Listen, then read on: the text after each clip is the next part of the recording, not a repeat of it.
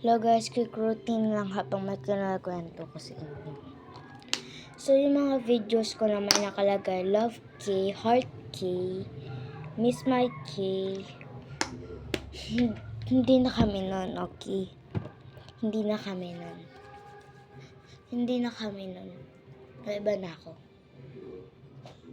Tapos yung latest shorts video ko is yung Love by My Bebe or Inspired by My Bebe. Ayun yung bago ko. Okay. So, ayun naman kinakanto ko. At dahil hindi ko siya mabura, hindi ko alam kung paano ibura yung mga videos na yan. Hindi na yata talaga yung mabubura. Kaya gumagawa akong video ngayon na huwag kayo magtiwala doon. Ano yung babaero? Itong bago, hindi siya babaero.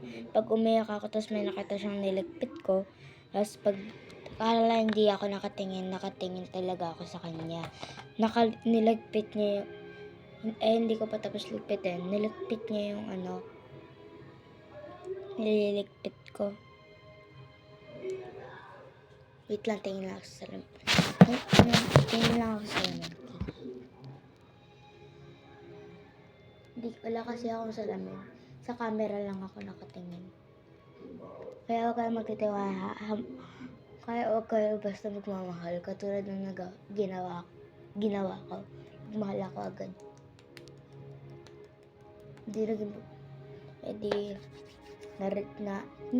Naging kami rin, no? Naging jowa ko rin yan. Ex ko na siya ngayon. Nakakainis lang siya. Kasi dati, hindi kami nag-uusap, mahihain kami sa isa't isa. Kaya hindi kami masyadong close. Ayun, pinagtatabi kami ng teacher namin. Kaya nagiging close kami. At lagi kami nag-uusap. Pero, nagtatampo ko sa kanya ngayon.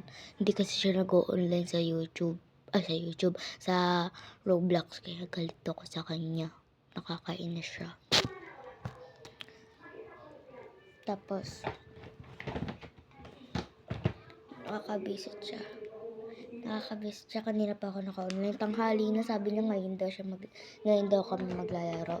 Hanggang ngayon, hindi pa rin siya naka-online. Last step, kumawala yung